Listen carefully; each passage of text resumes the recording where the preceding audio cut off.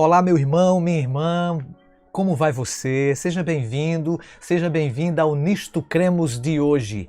É muito bom estarmos de volta com a temática das Escrituras Sagradas. Acima de tudo, é a Palavra de Deus, somente ela e totalmente ela. Eu gostaria de comunicar as nossas redes sociais. Não se esquece de se inscrever no nosso canal, no Twitter, no Instagram, no Facebook e também no YouTube. Dá um like, ative o sininho de notificações. Você é o nosso convidado a estudar juntamente conosco a Palavra de Deus que já está em minhas mãos. O tema para o estudo de hoje é o 13º estudo, a 13ª crença e também a 4ª doutrina extraída das Escrituras Sagradas.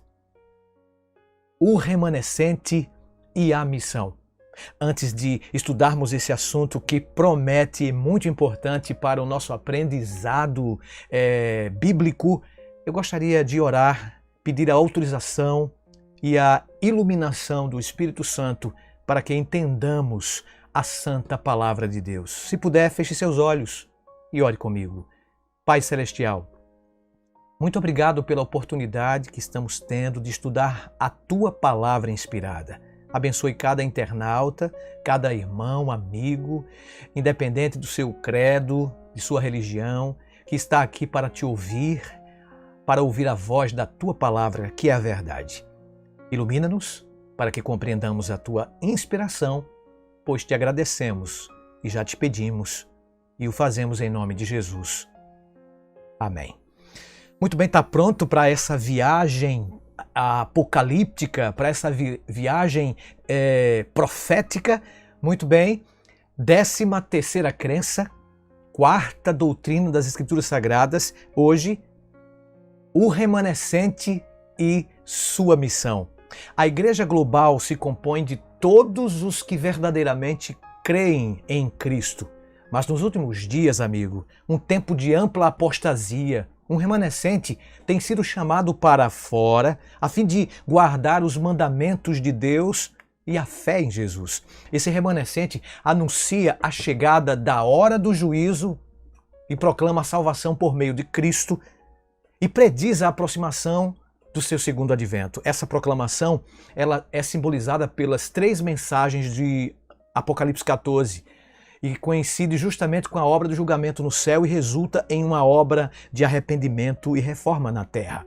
Todo crente é convidado a ter uma parte pessoal nesse testemunho mundial. O dragão, por exemplo, já conseguira arrastar consigo a 3ª parte dos anjos celestiais, como diz lá em Apocalipse capítulo 12. Esse dragão vermelho, se lhe for possível devorar a criança que está por nascer, terá vencido esta guerra. A mulher que diante dele se encontra está vestida de sol, como diz a Bíblia, e tem a lua debaixo de seus pés, além de uma coroa com 12 estrelas na cabeça. O menino que está trazendo a luz destina-se a reger todas as nações com um cetro de ferro. Apocalipse 12, versículo 5.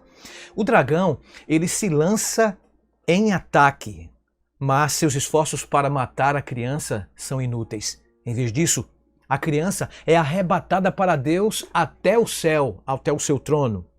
Enraivecido, o dragão então envolve sua ira contra a mãe, a qual asas miraculosamente, maravilhosamente, protege e a conduzem para um lugar remoto, especialmente preparado por Deus. Ali, ele a sustenta durante um tempo, 2 tempos e metade de um tempo, 3 tempos e meio ou 1260 anos, conforme está escrito em Apocalipse 12, Apocalipse 13 também menciona essa profecia de tempo, 2 tempos e metade de tempo e também 1260 anos ou 42 meses. Que maravilha! Vamos então nesta viagem, amigo, da profecia sobre o remanescente e sua missão.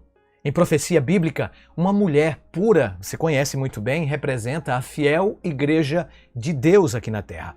Uma mulher retratada como prostituta ou adúltera representa o povo de Deus que experimentou a apostasia, ok? Então, o dragão, a antiga serpente, que se chama Diabo e Satanás, registrado neste livro, em Apocalipse 12:9, esperava devorar, né, e destruir o Messias, Jesus Cristo. Satanás, ao guerrear contra o seu arqui-inimigo Jesus, utilizou o Império Romano na época medieval, né, para poder destruir esse povo e matar Jesus Cristo, né, também na época do Império Romano. E ele até conseguiu matar Jesus, mas Jesus, conforme as Escrituras Sagradas, no terceiro dia, você conhece muito bem, ele ressuscitou dos mortos. Ele, como Deus poderoso, vencendo o diabo. Na cruz, Cristo derrotou a Satanás. E falando de sua crucifixão, Jesus disse: chegou o momento de ser julgado este mundo. E agora, o príncipe deste mundo será expulso, João 12:31. E o Apocalipse descreve o hino celestial da vitória. Agora veio a salvação, o poder, o reino do nosso Deus e a autoridade do seu Cristo, pois foi expulso o acusador de nossos irmãos, o mesmo que os acusa de dia e de noite diante do nosso Deus. Por isso festejai, ó céus, e os que nele habitais. Apocalipse 12:10 e 12. A expulsão de Satanás se restringiu justamente e ele foi expulso, e se vocês notarem muito bem, o capítulo 12 de Apocalipse, a partir do verso 4, Jesus ele expulsa o diabo, juntamente com ele, 1/3 dos anjos.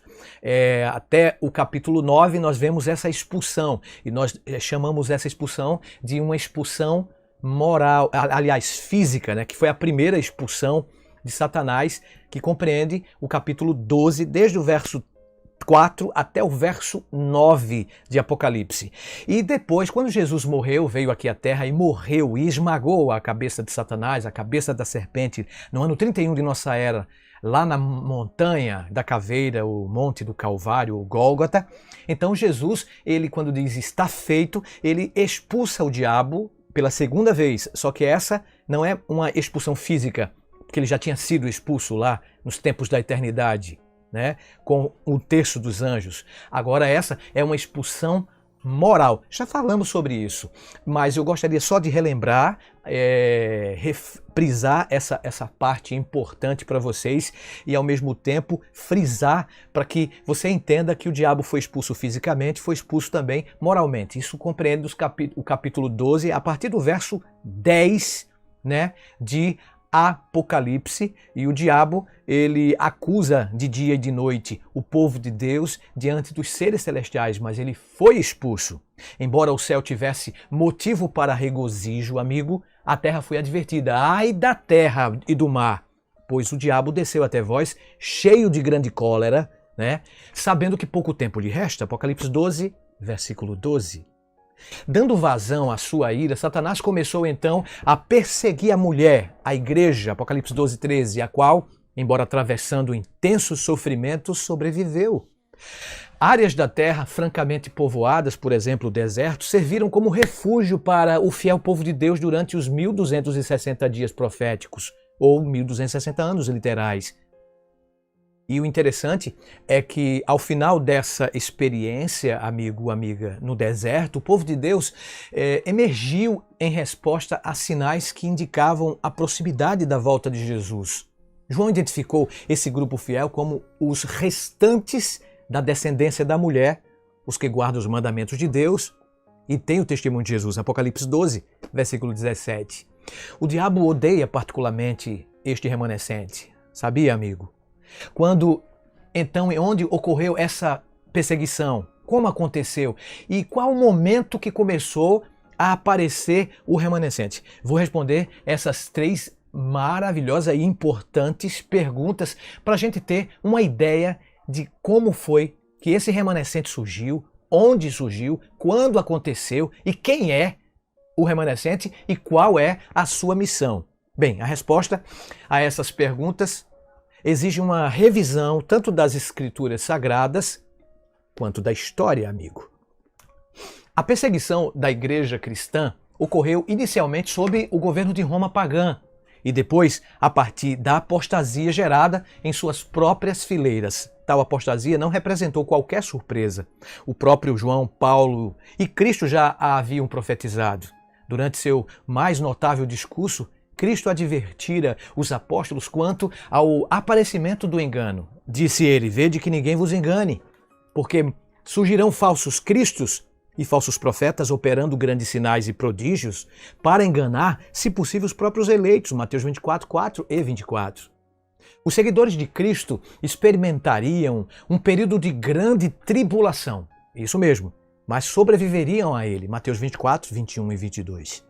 Impressionantes sinais marcariam na natureza o fim dessa perseguição. Os mesmos sinais determinariam a proximidade do regresso de Jesus, conforme Mateus 24, 29 e 32.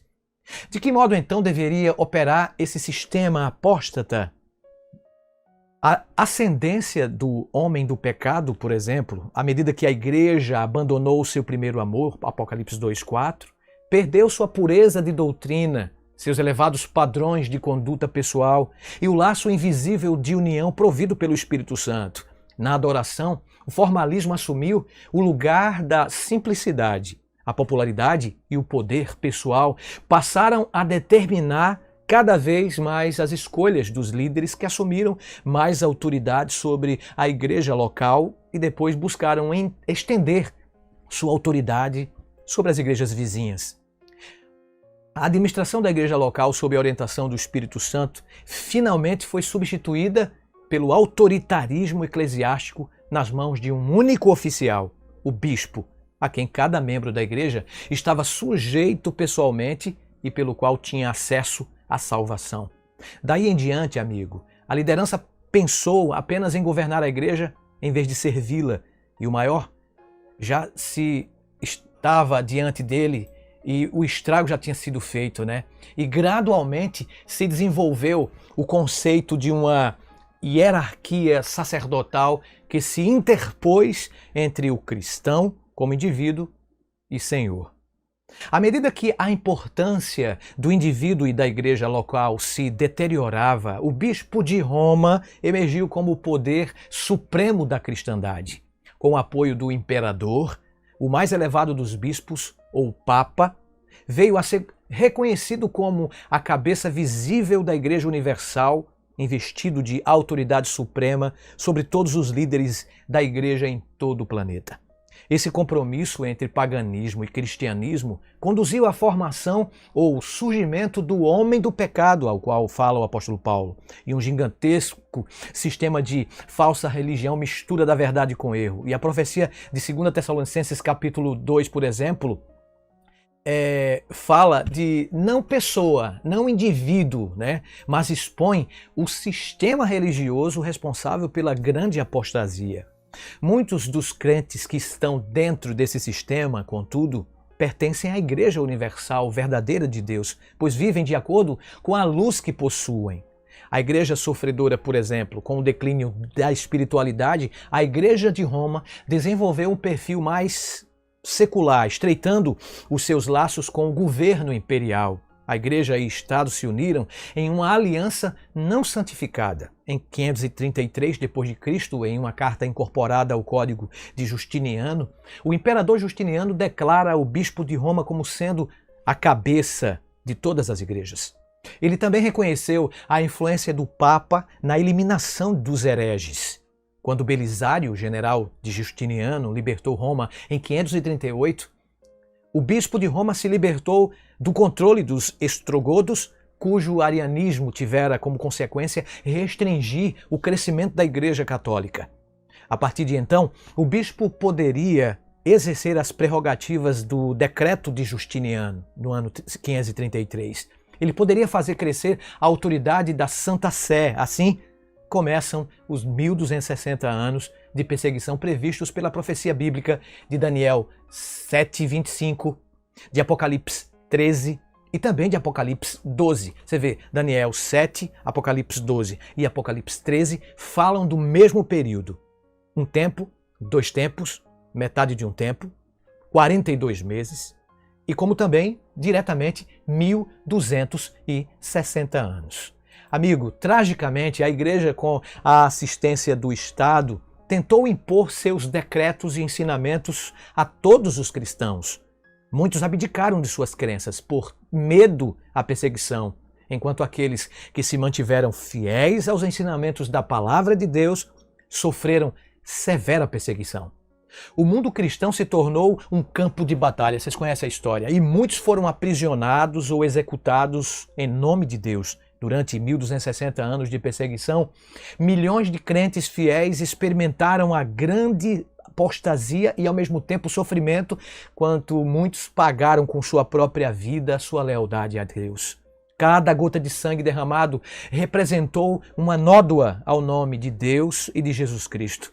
Coisa alguma causou mais dano ao cristianismo do que a implacável perseguição movida por ele.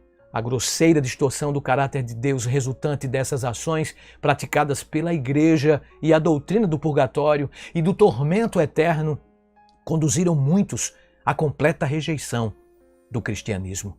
Muito antes do surgimento da Reforma, ergueram-se dentro da própria igreja as vozes daqueles que protestavam contra a eliminação sumária dos opositores, contra suas arrogantes pretensões e contra a sua desmoralizadora corrupção. A indisposição da igreja em reformar-se deu à luz a Reforma Protestante no século XVI. Seu sucesso representou um duro golpe para o prestígio e a autoridade da Igreja de Roma. Por intermédio da Contra-Reforma, o papado se envolveu em uma sangrenta batalha contra o protestantismo, mas gradativamente foi ele perdendo a luta diante das forças que reclamavam liberdade civil e religiosa. Finalmente, 1260 anos depois de 538, a Igreja Católica Romana concebeu uma ferida mortal, E exércitos de Napoleão na Itália colocaram o Papa à mercê do governo revolucionário francês, que via na religião romana um inimigo irreconciliável da República. O governo francês ordenou a Napoleão Bonaparte que tomasse o Papa como prisioneiro. Sob suas ordens, o general Berthier entrou em Roma e proclamou o fim do governo civil do papado. Levando o Papa como prisioneiro, Berthier conduziu até a França, onde ele morreu em exílio. Os exemplos que seguem agora, que irei falar para vocês, mostram doutrinas não bíblicas que contribuíram para o surgimento do protestantismo e ainda hoje separam protestantes e católicos romanos. Exemplo, a cabeça da igreja na terra é o vigário de Cristo. Essa doutrina afirma que somente o bispo de Roma é o vigário ou representante legal de Cristo na terra e a cabeça visível da igreja. Em contraste com o conceito bíblico no tocante à liderança da igreja, esta doutrina baseou-se na suposição de que Cristo tornou Pedro a cabeça visível da igreja e que o Papa é o sucessor de Pedro. A infabilidade da igreja e de sua cabeça. A doutrina que mais fortemente contribuiu para o prestígio e a influência da Igreja de Roma foi a de que ela é infalível. A Igreja pretende jamais haver errado e que jamais errará. Ela baseou seu ensino no seguinte raciocínio, que não encontra apoio bíblico.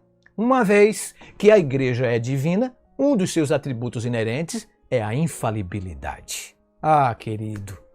A natureza meritória das boas obras, por exemplo, outra doutrina, o ponto de vista dominante de que ela é prática de boas obras, a pessoa pode adquirir méritos essenciais à salvação e que a fé não salva, contradiz também os ensinos do Novo Testamento, E a Igreja Católica, ela ensina que as boas obras decorrentes da graça administrada ao coração do pecador são meritórias, o que significa que elas concedem ao indivíduo o direito de reclamar a salvação.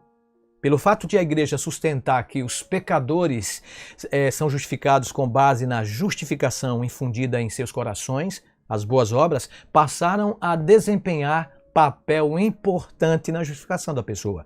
Outra doutrina é a doutrina da penitência e as indulgências. Exemplo, penitência é o sacramento pelo qual os cristãos podem obter o perdão dos pecados cometidos após seu batismo. O perdão dos pecados é obtido por meio da absolvição pronunciada pelo sacerdote, mas antes que ele possa ser obtido, os cristãos necessitam examinar sua consciência, arrepender-se de seus pecados e tomar a decisão de nunca mais ofender a Deus. Devem então confessar seus pecados ao sacerdote e praticar a penitência, alguma tarefa designada pelo sacerdote.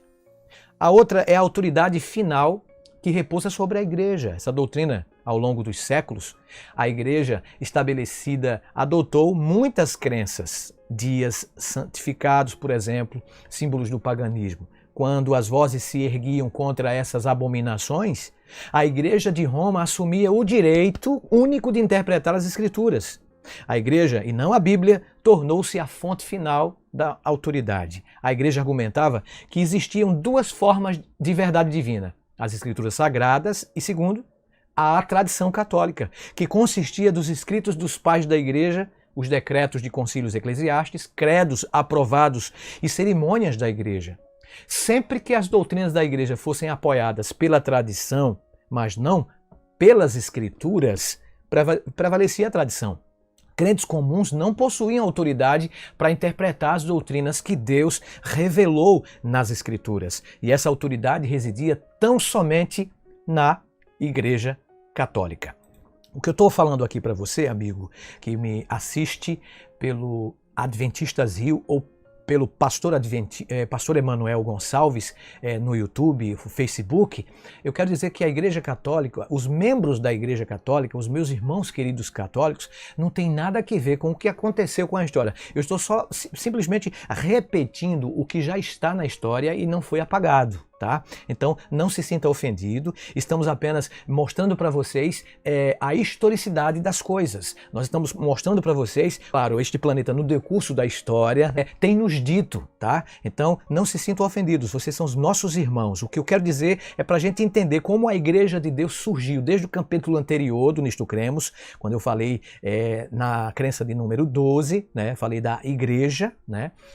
Como Deus instituiu a Igreja, que não foi sobre um ser humano, não foi sobre Petros e sim sobre a Petra, foi sobre Cristo Jesus. E estou falando como a igreja se paganizou, como a igreja se mesclou com a mentira, né? E aí parte então a história que não nos deixa em escuro a respeito de tudo isso, ok? No 14º século, John Wycliffe insistiu quanto à necessidade de reforma da igreja, não apenas na Inglaterra, como em toda a cristandade. Em um tempo em que existiam poucas cópias das Escrituras, ele providenciou a primeira tradução da Bíblia completa para o inglês. Os seus ensinamentos quanto à salvação unicamente pela fé em Jesus e das Escrituras como única regra infalível de fé e prática representam os alicerces da Reforma Protestante. Na qualidade de estrela da manhã da Reforma, ele tentou libertar a Igreja de Cristo das malhas do paganismo que a haviam mantido na ignorância. Iniciou então um movimento que haveria de libertar a mente dos indivíduos, bem como nações inteiras, das garras dos erros religiosos. Os escritos de Wycliffe calaram fundo, na alma de Hus, Jerônimo, Lutero e muitos outros. Lutero, por exemplo, aguerrido, impossível, inflexível, foi provavelmente a mais poderosa personalidade da Reforma. Vocês conhecem a história? Mais que qualquer outro homem, ele conduziu as pessoas de volta às Escrituras e à grande verdade evangélica da justificação pela fé, ao mesmo tempo em que guerreou energicamente contra a salvação pelas obras. Declarando que os crentes não deveriam aceitar qualquer outra autoridade que não as Escrituras Sagradas, o Lutero fez com que os bispos, as pessoas, no caso, as palavras de Deus, pudessem ser fortalecidas através da sua própria vida, porque Martinho Lutero ele entrou na história sendo um próprio homem da fé, um próprio homem católico. Ele entrou com uma missão profunda, poderosa, na história da Reforma. Vocês conhecem muito bem a história da reforma, da contra-reforma e etc. E ele foi contundente contra os sacerdotes humanos, né, contra as obras e penitências em direção a Cristo como seu único mediador e salvador. Ele foi contra isso. Ele dizia que era impossível, por meio de obras humanas, aliviar a culpa do pecado ou evitar a punição. E somente o arrependimento diante de Deus e a fé em Cristo podem salvar os pecadores. Uma vez que é um dom concedido gratuitamente, a graça de Deus não pode ser comprada, amigo. Os seres humanos podem manter esperança, portanto, não em virtude de indulgências, e sim porque foi vertido o sangue do crucificado Salvador Jesus Cristo. Os reformadores protestantes eram quase unânimes em identificar o sistema papal como o homem do pecado, o mistério da iniquidade e a ponta pequena de Daniel 7.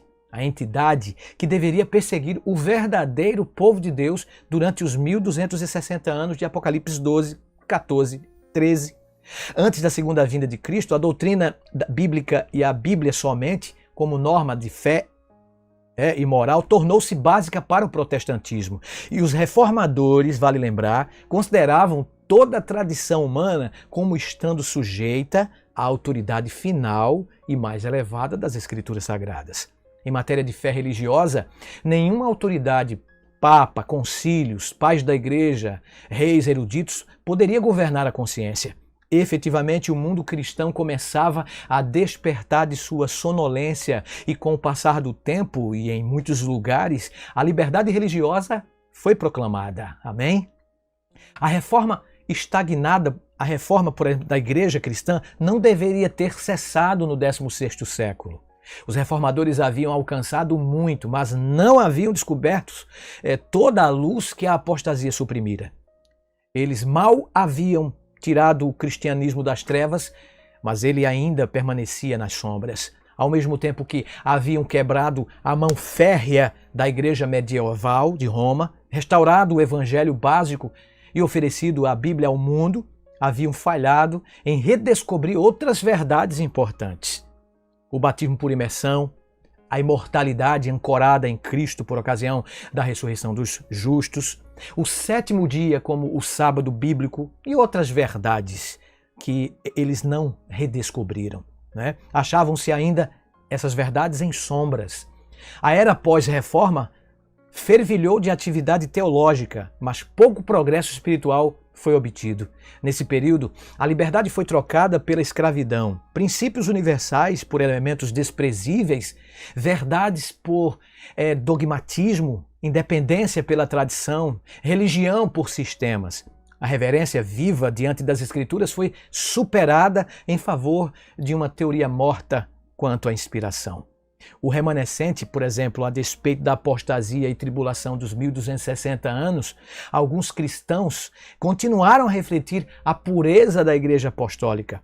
Quando os 1260 anos de opressão findaram em 1798 d.C., constatou-se então que o dragão fracassara em erradicar inteiramente o fiel povo de Deus. Contra esse, Satanás prosseguiu dirigindo seus esforços destrutivos, disse o apóstolo João. Em Apocalipse 12, vocês conhecem o texto. Irou-se o dragão contra a mulher e foi pelejar com os restantes de sua descendência, os que guardam os mandamentos de Deus e têm o testemunho de Jesus. Apocalipse 12, 17.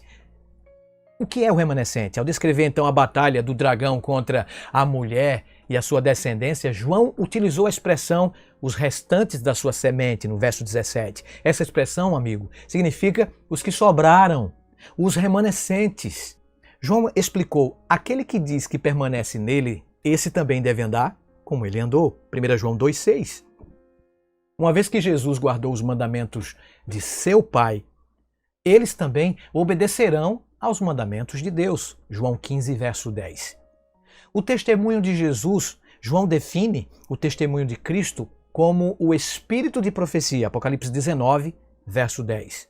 O remanescente será conduzido pelo testemunho de Jesus, manifestado pelo dom de profecia.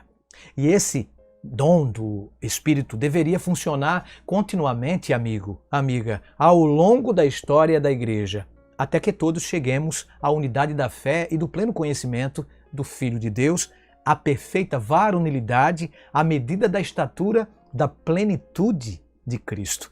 Essa, pois, uma das principais características do remanescente. Então, a Bíblia ela indica que o remanescente apareceria no palco do mundo depois do período de grande perseguição, de acordo com Apocalipse 12. Os sensacionais eventos da Revolução Francesa que desembocaram no aprisionamento do Papa ao final dos 1260 anos, em 1798, e o cumprimento de 3 grandes sinais cósmicos em que a Terra, o Sol, a Lua e as estrelas testificaram da proximidade do retorno de Cristo. Então, esse cumprimento das profecias bíblicas durante a segunda metade do século XVIII e primeira metade do século XIX resultou em um poderoso movimento interconfessional centralizado na esperança do segundo advento. Em todas as igrejas, os cristãos na eminente volta de Cristo acreditavam, eram encontrados e todos estavam em oração, trabalhando, antecipando o clímax de todas as eras. É importante lembrar dessa missão poderosa do remanescente justamente após 1798, que foi, só repetindo para vocês, o cumprimento dos 1260 anos, começando com o decreto de Justiniano em 538 depois de Cristo, se soma 1260 anos, de acordo com Daniel e Apocalipse, 2 tempos e metade de um tempo, ou 42 meses, ou 1260 dias, lembrando que em profecia um dia equivale a um ano. Então, dentro dessa perspectiva, dentro deste poderoso texto do Antigo Testamento, para a gente saber que em profecia cada dia equivale a um ano, nós chegamos à conclusão, de acordo com a história, ratificando o que diz a palavra de Deus, que os 1260 dias são 1260 anos que começaram com o decreto de Justiniano em 538 e vão até 1798 com o aprisionamento do Papa Pio VI. Então, a partir de aí, surgiria o remanescente para restaurar a palavra de Deus, para pregar sobre Daniel 8:14, pregar sobre Apocalipse capítulo 14, as 3 mensagens angélicas. Essa foi a missão do remanescente. E as profecias desse livro do Apocalipse destacam claramente essa missão, as 3 mensagens angélicas do capítulo 14, que eu já mencionei, que revelam a proclamação do remanescente, a qual deverá trazer completa e final restauração da verdade do Evangelho. Amém, igreja? Corresponde então a resposta divina aos extraordinários enganos satânicos que varrem o mundo justamente antes do retorno do Senhor Jesus a esta terra. Vamos à primeira mensagem. A primeira mensagem diz assim, vi outro anjo voando pelo meio do céu, tendo um evangelho eterno para pregar aos que se assentam sobre a terra, a cada nação, e tribo, e língua, e povo, dizendo em grande voz, temei a Deus e dai-lhe glória, pois é chegada a hora do seu juízo, e adorai aquele que fez o céu e a terra e o mar e as fontes das águas. Apocalipse 14, 6 e 7. O primeiro anjo simboliza o remanescente de Deus, conduzindo o evangelho eterno ao mundo. Esse evangelho são as mesmas boas novas do infinito amor de Deus que os antigos profetas e os apóstolos proclamaram, amigo. O remanescente não apresenta um evangelho diferente. Em vista do julgamento, eles reafirmam o evangelho eterno de que os pecadores podem ser justificados pela fé e receber a Jesus Cristo. Glória a Deus! Essa mensagem chama o mundo ao arrependimento, exorta todos a temer ou reverenciar a Deus e a dar-lhe glória ou honra. Nós fomos criados para este propósito e podemos dar honra ou glória a Deus por meio de nossas palavras e ações. Nisto é glorificado meu Pai, disse Jesus, de que deis muito fruto, João 15, 8. A mensagem da hora do juízo aponta particularmente para o tempo em que, na última fase de seu ministério sumo sacerdotal no céu, Cristo iniciou seu trabalho de julgamento, o trabalho de ser nosso sumo sacerdote. Essa mensagem também convoca a todos para a adoração do Criador. O chamado de Deus para a adoração deve ser posto em contraste com o chamado para a adoração à besta e à sua imagem, conforme está registrado em Apocalipse 13. Em breve, todos terão de tomar a decisão entre a verdadeira e a falsa adoração, amigo. Entre adorar a Deus nos termos em que ele coloca este ato, justificação pela fé, ou adorar em nossos próprios termos, justificação pelas obras. Ao nos ordenar que adoremos aquele que fez o céu e a terra e o mar e as fontes das águas, Apocalipse 14, 7, essa mensagem chama a atenção para o quarto mandamento. Conduz as pessoas à verdadeira adoração do Criador, uma experiência que envolve a honra de seu memorial da criação. Isso mesmo, o sábado do Senhor, o dia sétimo que ele instituiu, né? Lá e afirmou, entregando os 10 mandamentos que estão escritos no capítulo 20 de Êxodo. A mensagem do segundo anjo diz assim, ó: caiu a grande Babilônia, que tem dado a beber a todas as nações o vinho da fúria de sua prostituição. Apocalipse 14, 8. Desde a história antiga, a cidade de Babilônia simbolizou o desafio a Deus. Sua torre era um monumento da apostasia e um centro de rebelião. Lúcifer, Satanás, era seu rei invisível. E parece que ele pretendia fazer de Babilônia uma agência de seu plano mestre para o governo da raça caída. Ao longo de toda a Bíblia, querida, a batalha entre a cidade de Deus, Jerusalém, e a cidade de Satanás, Babilônia, ilustra esse conflito entre o bem e o mal.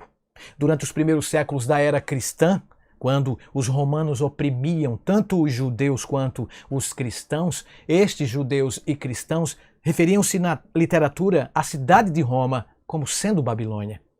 Muitos acreditam que Pedro usou Babilônia como pseudônimo para Roma em 1 Pedro 5,13. Em virtude de sua grande apostasia e perseguição, a maioria dos protestantes da era da Reforma e da pós-reforma referiram-se à Igreja de Roma como sendo a Babilônia espiritual, Apocalipse 17, a inimiga do povo de Deus. E no Apocalipse, Babilônia refere-se a uma mulher de má índole, a mãe das prostitutas e suas filhas impuras, Apocalipse 17, 5. Ela simboliza as organizações religiosas apóstatas e sua liderança, embora se aplique de modo especial à grande aliança religiosa apóstata entre a besta e a sua imagem, a qual trará a lume a crise final descrita em Apocalipse 13. A mensagem do segundo anjo expõe a natureza universal da apostasia babilônica e seu poder coercitivo, dizendo que ela tem dado a beber a todas as nações do vinho da fúria de sua prostituição, Apocalipse 14, 8. O vinho, representa os seus ensinos heréticos. Babilônia pressionará os poderes do Estado para que este obrigue a imposição universal de seus falsos ensinos religiosos e decretos. A mensagem do segundo anjo se tornará crescente, relevante, à medida que o fim se aproxima, querida igreja. Encontrará seu completo cumprimento mediante a aliança entre as várias organizações religiosas que rejeitaram a mensagem do primeiro anjo. A mensagem da queda de Babilônia é repetida em Apocalipse 18, 2 e 4, a qual anuncia a completa derrocada de Babilônia e convida aqueles dentre o povo de Deus que ainda não se encontram nos vários grupos religiosos componentes de Babilônia a que saiam, que ainda se encontram, a que saiam de suas congregações. Ele diz assim, retirai-vos dela, povo meu, para não seres cúmplices em seus pecados. Apocalipse 18, 4. Finalmente, a última mensagem. Se alguém adora a besta e a sua imagem e recebe o seu sinal, a sua marca na fronte e sobre a mão, também beberá do vinho de sua cólera, preparado sem mistura, do cálice da sua ira, e será atormentado com fogo e enxofre diante dos santos anjos e na presença do Cordeiro. A fumaça do seu tormento sobe pelos séculos dos séculos e não tem descanso algum, nem de dia, nem de noite. Os adoradores da besta e da sua imagem, e quem quer que receba a marca do seu nome. Aqui está a perseverança dos santos, os que guardam os mandamentos de Deus e têm a fé em Jesus. Apocalipse 14, dos versos 9 a 12. Essa é a terceira mensagem. A primeira mensagem do Evangelho Eterno convida à restauração da verdadeira adoração de Deus como Criador, uma vez que a hora do juízo é chegada. O segundo anjo adverte contra todas as formas de adoração originadas em mecanismos humanos. E, finalmente, o terceiro anjo proclama o mais solene aviso divino contra a adoração da besta, de sua imagem, que é o procedimento no qual se envolvem, em última análise, todos aqueles que rejeitam o evangelho da justificação pela fé. A mensagem do terceiro anjo proclama a mais solene assistência e assustadora, melhor, advertência bíblica e revela aqueles que se submeteram à autoridade humana durante a crise final da terra e buscarão adorar a imagem em vez de adorarem o próprio Deus. Durante esse conflito final, amigo, duas classes distintas se desenvolverão. Uma classe defenderá o evangelho das maquinações humanas e adorará a besta e sua imagem. Melhor, né? Uma classe não defenderá o evangelho e adorará a besta e a sua imagem, né? E terão que sofrer as pragas últimas de Apocalipse 16. E vocês conhecem muito bem a história. As últimas 7 pragas, os últimos terríveis juízos. A outra classe, entretanto, em acentuado contraste, viverá de acordo com o verdadeiro evangelho e guardará os mandamentos de Deus e a fé em Jesus. A questão derradeira envolverá a adoração falsa e verdadeira, o verdadeiro e o falso evangelho. A terceira mensagem dirige a atenção do mundo para as consequências de se recusar a aceitação do evangelho eterno e das mensagens divinas que convidam à restauração da verdadeira adoração. Descreve vividamente os resultados finais das decisões das pessoas no tocante à adoração. A decisão, por certo, não é fácil, pois qualquer que seja ela, envolverá sofrimento. Aqueles que optam por adorar a Deus sofrerão a ira do dragão, Apocalipse 12, 17, e em determinado momento chegarão a ser até mesmo ameaçados de morte, de acordo com Apocalipse 13, ao passo que aqueles que escolhem adorar a besta e sua imagem incorrerão nas, repito, últimas 7 pragas e finalmente enfrentarão o lago de fogo, Apocalipse 15, 16 e 20. Toda e qualquer pessoa terá de decidir a quem adorará.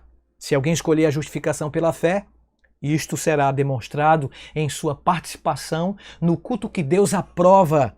Se alguém escolher a justificação pelas obras, isto será demonstrado por sua participação em forma de culto que Deus proibiu, mas que a besta e a sua imagem ordenam. Uma adoração montada à imagem do homem. Deus não pode aceitar essa última forma de adoração, querida, porque ela oferece prioridade aos mandamentos dos homens e não aos mandamentos de Deus. Entendeu? Deus tem seus filhos em todas as igrejas, mas por meio da igreja remanescente, creio, sem sombra de dúvidas, que é a igreja adventista, ela preenche todas as características que acabamos de ler, que acabamos de ouvir, que acabamos de assistir, né?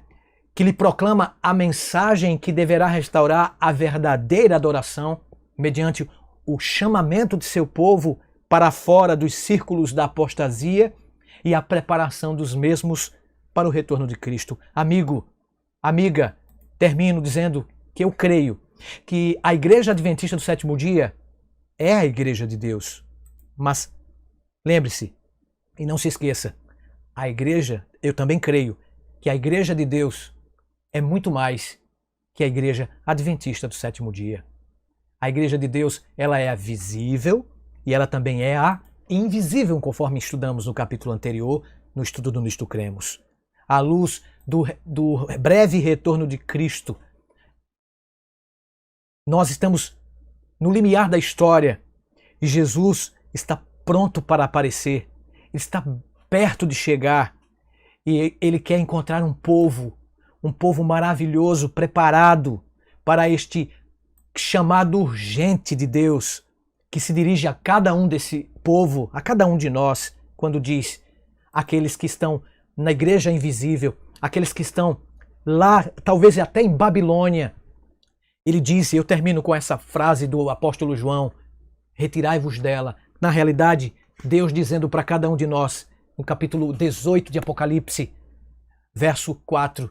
Retirai-vos dela, povo meu, para não serdes cúmplices em seus pecados e para não participardes dos seus flagelos, porque os seus pecados se acumularam até o céu e Deus se lembrou dos atos iníquos que ela praticou. Repito, eu creio que a Igreja Adventista do Sétimo Dia é o remanescente fiel da profecia bíblica, é a igreja verdadeira. Mas também creio que a igreja verdadeira de Deus é muito mais que a igreja adventista. Deus tem seu povo, Deus tem membros de sua igreja espalhados por várias igrejas deste planeta. Mas, repito, Ele nos faz esse convite. Retirai-vos dela, povo meu. Você faz parte da igreja invisível de Deus? Você está nessas igrejas que não ainda fazem parte do aprisco verdadeiro, cujo pastor é o Senhor, conforme diz lá em João, capítulo 10. Jesus disse, eu tenho outras ovelhas. Isso quer dizer que ele tem pessoas fiéis em denominações diversas neste globo. Mas convém a ele fazer o chamado, retirai-vos dela, povo meu. Convém a cada um dos seus filhinhos verdadeiros a se retirar das falsas crenças que estão baseadas em doutrinas humanas e tradições humanas para voltarem para as crenças das Escrituras Sagradas e somente a Palavra de Deus? Você gostaria de entregar sua vida a Jesus e participar e fazer parte desta igreja do remanescente fiel da profecia bíblica? Então, enquanto você escuta, eu quero uma igreja, a igreja verdadeira, que cure as feridas, uma igreja que compreenda o próximo, uma igreja que guarde os mandamentos de Deus, uma igreja que levanta o caído e que socorre o aflito, enquanto Luiz Cláudio canta, entregue seu coração a Jesus e participe do remanescente fiel da igreja de Deus aqui na terra. Ouça.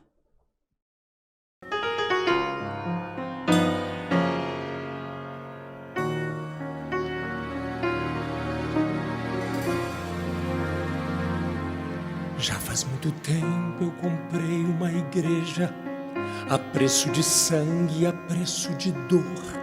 Já faz muito tempo enviei o meu filho para resgatar o que se perdeu. Já faz muito tempo que estou desejando essa humilde entrega de um adorador que só se incline ante a minha presença e não nas ofertas de uma posição. Já faz muito tempo que estou desejando que mostre ao mundo a imagem do amor, que não se confunda entre tanta gente, que seja distinta como eu sou, que não se divida como muitas vezes, entrando em contendas e discussões, buscando alcançar ser melhor do que o outro, se no universo grande eu sou. Eu quero uma igreja que me dê a glória e procure a união. Eu quero uma igreja que sare o ferido, que rompa as correntes, liberte ao cativo, que aclare a mente que está confundida e que fale a verdade. Eu quero uma igreja que com seu olhar mostre esperança à alma angustiada. Eu quero uma igreja que sare a ferida desta humanidade. Eu quero um rebanho em que minhas ovelhas se sintam seguras e cheias de paz, onde a palavra seja o alimento, ali quero morar.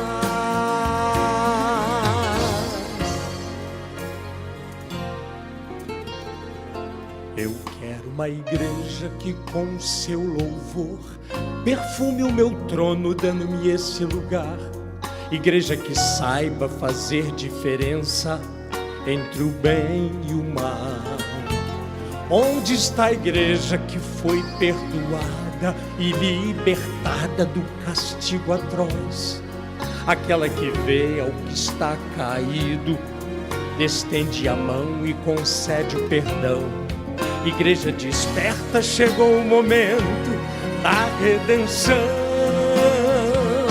Eu quero uma igreja que sare ao ferido, que rompa as correntes, liberte ao cativo, que aclare a mente que está confundida e que fale a verdade. Eu quero uma igreja que com seu olhar mostre esperança à alma angustiada. Eu quero uma igreja que sare a ferida desta humanidade. Eu quero um rebanho em que minhas ovelhas se sintam seguras e cheias de paz, onde a palavra seja o alimento, ali quero morar. Ó Deus Espírito Santo, derrama a plenitude do teu poder. Nós queremos ser essa igreja. Eu quero uma igreja que sare ao ferido, que rompa as correntes, liberte ao cativo, que aclare a mente que está confundida e que fale a verdade. Aleluia. Eu quero uma igreja que com seu olhar mostre esperança à alma angustiada. Eu quero uma igreja que sare a ferida desta humanidade. Eu quero um rebanho em que minhas ovelhas se sintam seguras e cheias de paz, onde a palavra seja o alimento, ali quero morar.